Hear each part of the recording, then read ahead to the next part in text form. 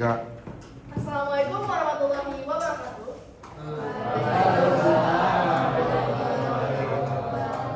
Selamat siang semuanya. Perkenalkan kami dari kelompok tunggal akan mempresentasikan kasus konflik antar keberagaman di Indonesia mengenai kasus pembubaran paksa retret di Indonesia. Sebelumnya perkenalkan nama saya Dinda Indonesia Ashika. Perkenalkan nama saya Farid Rahman. Perkenalkan nama saya Mahardana Regina Putri. Perkenalkan nama saya Faila Gisela Putri. Perkenalkan nama saya Ganesha Hakim. Perkenalkan nama saya Muhammad Fatih Abdillah. Perkenalkan nama saya Fadli Syah Raffi.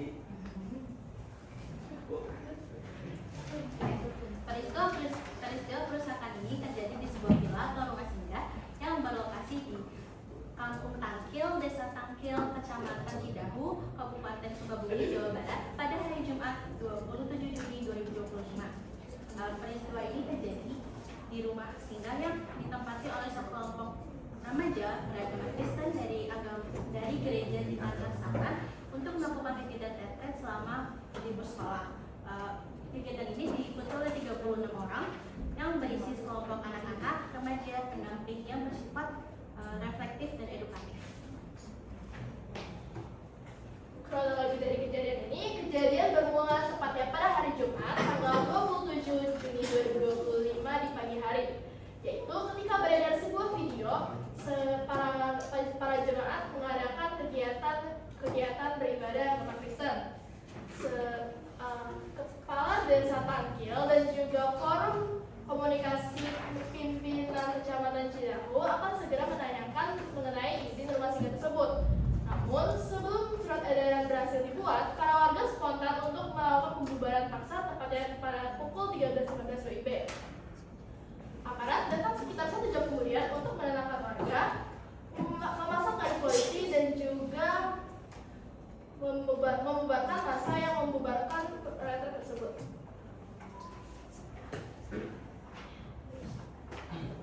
Kerusakan yang terjadi, kerusakan fisik pada bangunan dan fasilitas itu sangat parah.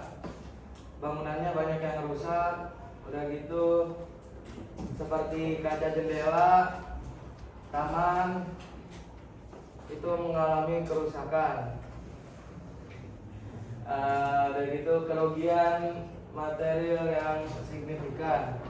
Kerugian yang didapat adalah sebesar 50 juta rupiah.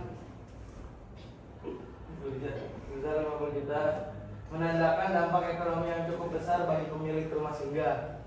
Begitu perusakan simbol dan harta benda pribadi. Simbol keagamaan berupa salib itu dibuang ke kali, dan juga 1 unit motor sama dibuang ke kali juga.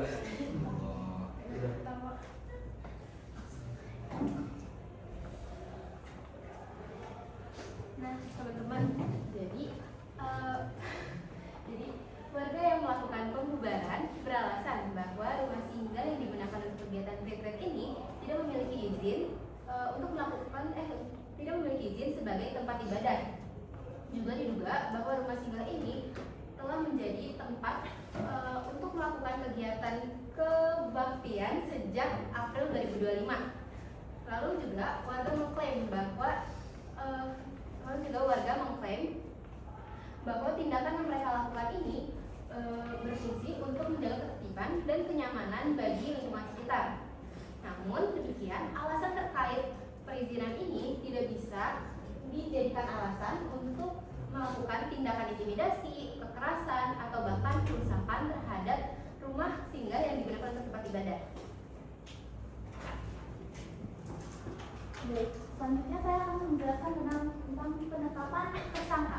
Polda Jawa Barat menetapkan 7 warga desa Tangkil sebagai tersangka utamanya. Lalu para tersangka memiliki perannya masing-masing dalam menjalankan aksinya. Ada yang merusak pagar, lalu ada yang menurunkan dan merusak simbol keagamaan, dan juga ada yang merusak kendaraan korban. Lalu pada proses hukum ini, maka ketujuh tersangka ditangkap dan juga ditahan sejak 30 Juni 2025. Dan atas kejadian ini juga tersangka tindak pidana sesuai dengan hukum yang berlaku yang ada di Indonesia. Selanjutnya ada dampak dari kejadian konflik tersebut. Jadi yang pertama itu ada dampak terhadap anak dan juga remaja yang lagi ada di sana. Jadi anak-anak dan remaja tersebut dapat merasakan takut, mereka bisa cemas dan juga merasakan banyak hal yang tidak mengenakan lainnya atas konflik yang terjadi di sana. Nah, karena lingkungan juga sangat berpengaruh ya terhadap kondisi mental dan emosional para anak-anak dan remaja tersebut. Jadi mereka tuh karena ada konflik itu mereka tuh tidak bisa melakukan kegiatan sosial seperti biasanya. Selanjutnya ada toleransi dan kerukunan agama. Nah, peristiwa konflik yang melibatkan beberapa umat yang berbeda agama tersebut dapat membuat toleransi menjadi menurun. Jadi para umat antar beragama tersebut dapat saling menuduh agama satu sama lain dan menciptakan perpecahan dari antar umat agama tersebut. Selanjutnya ada respon pemerintah. Nah, pemerintah ini akhirnya menyerahkan kasus kepada kepolisian. Jadi kepolisian tersebut membantu untuk menurunkan dari konflik tersebut agar bisa menjadi lebih netral dan melakukan pendampingan psikologis sebagai bentuk tanggung jawab kepada korban-korban yang terdampak. Oke, baik. Selanjutnya klarifikasi lokasi dan kejadian. Klarifikasi lokasi yaitu bangunan tersebut bukanlah rumah ibadah yang resmi. Kemudian penegasan dari pihak kepolisian bahwa menegaskan lokasi tersebut merupakan villa pribadi atau rumah tinggal dan bukanlah rumah ibadah yang resmi. Kemudian klarifikasi dari kegiatan ini merupakan retret anak-anak dan remaja umat Kristiani yang bersifat tertutup, yang berisi refleksi, permainan dan bukan ibadah secara umum. Lalu kemudian penegasan perlindungan hak beragama Komnas HAM menegaskan bahwa persoalan izin tidak boleh dijadikan alasan untuk membubarkan sebuah acara keagamaan dengan cara paksa.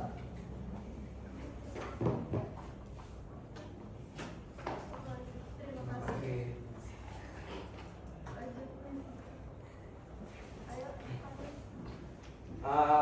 Ini hasil identifikasi kelompok terhadap kolaborasi budaya. Yang satu ada gamelan berasal dari Jawa, yaitu Jawa Tengah, Yogyakarta, Jawa Timur, dan juga berkembang di Bali. Yang kedua ada kendang berasal dari Jawa dan Sunda. Terus yang ketiga itu ada gong berasal dari Jawa dan Bali. Yang ketiga itu yang keempat suling berasal dari Jawa Barat. Yang kelima ada angklung berasal dari Jawa Barat. Yang keenam itu ada tifa berasal dari Papua dan Maluku. Yang ketujuh atau terakhir ada rebana berasal dari Betawi dan Jawa Tengah. Sepertinya sekian